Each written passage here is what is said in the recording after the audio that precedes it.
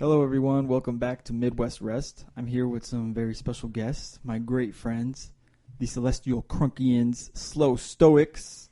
Say what's up, everybody. Hi, Louise. What's up, everybody? What's up? Introduce yourselves. Hello. I'm Adam, bass player. I'm drummer Dan.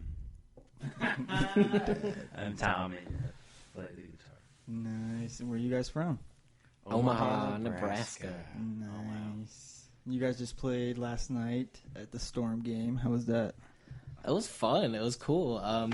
We only got to play like a couple songs, but we played like in between the breaks, so that was pretty fun.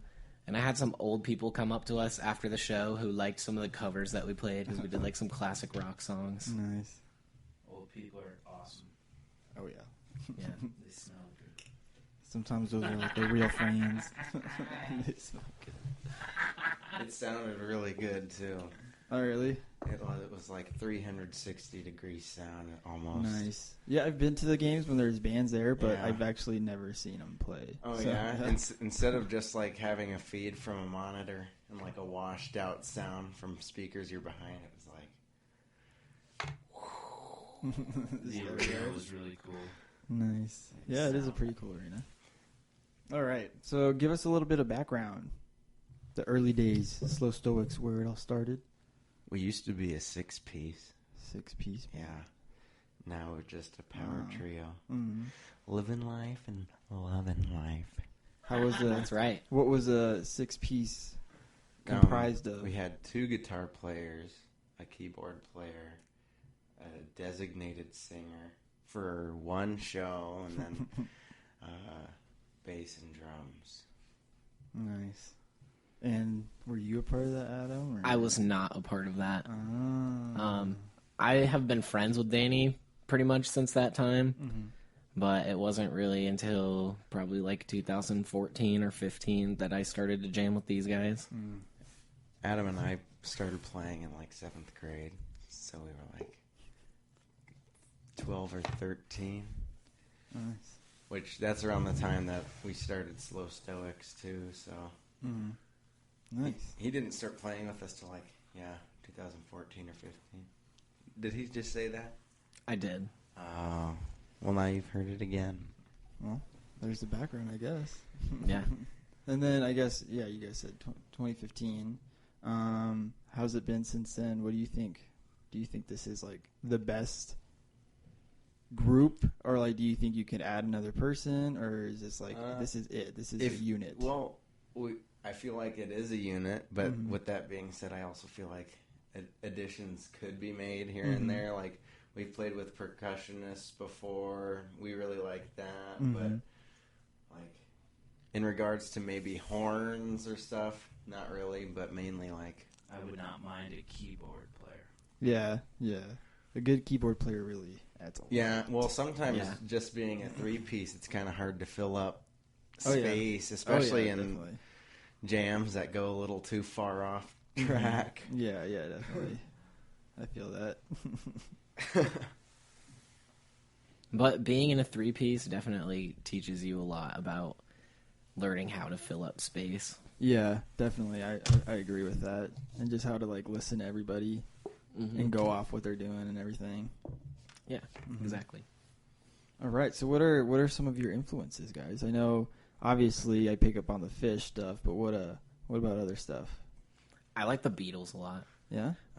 Especially pretty much from like Rubber Soul and Revolver up through like the end of their career. If Penny Lane, the best Beatles. Lane and Strawberry Fields Forever were on Sgt. Pepper's, it would have been the best album of all time. That's right. Yeah. You heard it here.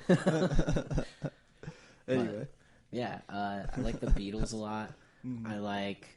I really like Pink Floyd too. Nice. And Jimi Hendrix.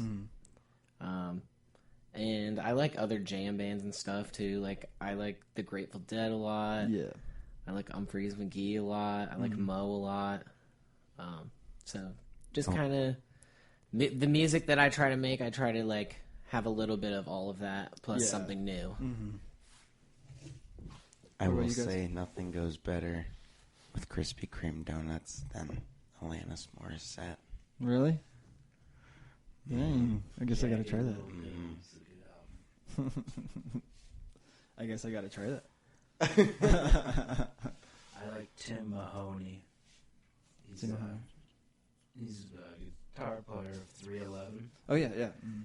I say if Chad Sexton, Peanut, and Tim Mahoney started a 3-piece, that'd be a pretty good project.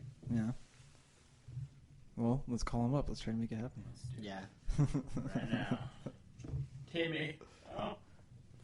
Also, I gotta give a shout out to Tenacious D. Oh yeah. Mm. They are the greatest band in the world. And shout out to boyfriends who suck toes. Yes. Oof. All you out there, Good luck finding one. Yeah. hold on to them when you do. Mm-hmm.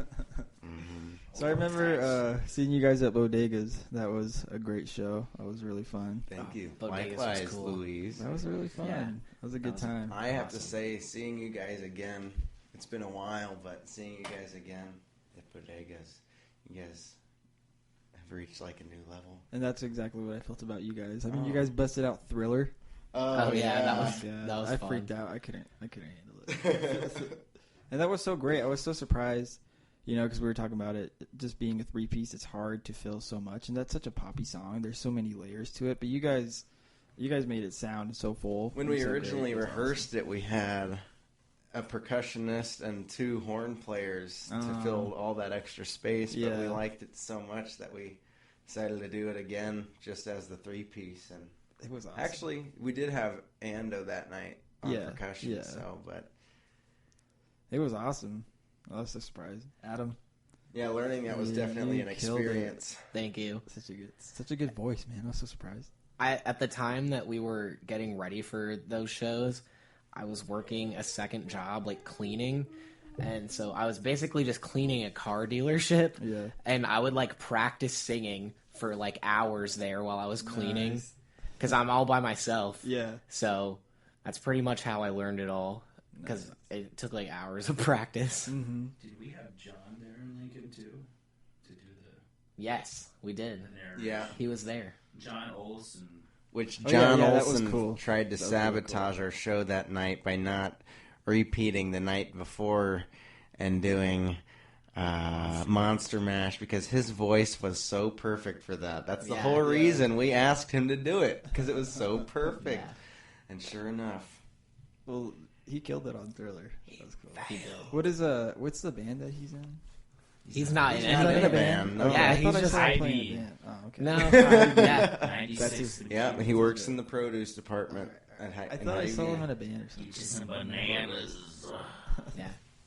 Cool ass dude and a great performance. Yeah, that was just a fun show and a great time.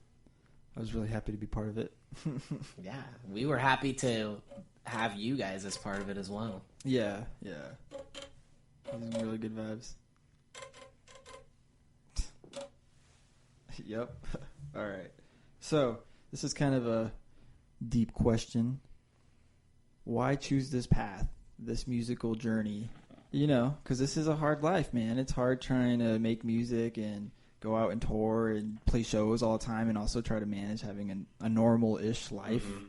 What makes you want to do this? I don't see myself wanting to really do anything else. Really? Yeah. It's I feel hard to do other things that I actually enjoy, Mm-hmm. like I do playing music. Yeah. Mhm. Like something that gives you the same feeling. Yeah, and I'm just trying to enjoy the ride Mm-hmm. of life. Yeah.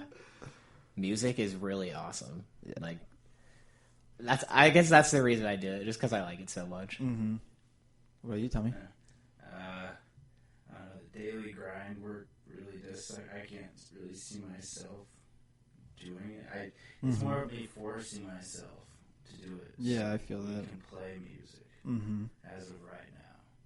Does that make sense? Yeah, it does. Yeah. So where do you guys want to take it? Just as long as I can pay my own bills is an honest financial goal. Yeah. But I mean, I'm willing to I just like to play, so I Yeah. don't really have any Not really have to have another My main job. goal is to have fun. Yeah. Just jam as well as I possibly can. Mm-hmm. Yeah. Well, you guys do a very good job of that. Thank you. How many like hours do you guys spend practicing a week? Not enough. Not enough. I feel like Maybe everybody 3 can say days that, a yeah. week, 3 to 5 days a week. 5 on a really, really busy week, but I'd say 3 or 4 days a That's week. pretty good. Like Yeah. us is maybe 2. Oh, yeah? Yeah. We Well, try to get together for like an hour, hour and a half. Mm-hmm. Sometimes we'll go a little bit longer, but sometimes it kind of just depends on when we can all get there. Yeah. What do you guys practice? At Danny and Tommy's mom's house. Yeah. Yeah. Mish. Nice. Oh yeah, I've been down there.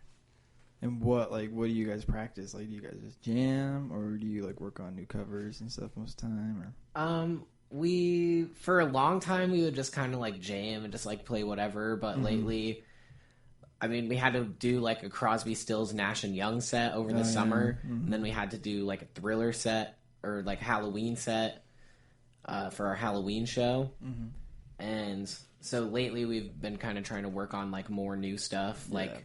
Now that we don't have that stuff, we can work on more original songs and more covers. Yeah. Nice.